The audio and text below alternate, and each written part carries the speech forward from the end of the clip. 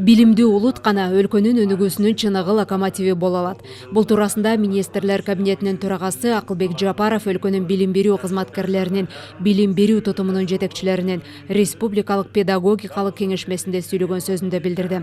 Туруктуулук биздин муун үчүн колдо болгон бардык ресурстарды аяр сактап, кийинки муундарга жеткирүү менен мамлекеттин жана коомдун өнүгүүсү. Ал белгилегендей, жакында эле мунапыс берүүнүн негиздери жана аны колдонуунун тартиби жөнүндө мыйзамга өзгөртүүлөрдү киргизүү тууралуу мыйзамга кол коюлду. Эми балага каршы кылмыш жасаган бир да кылмышкер жазадан качып кутула албайт.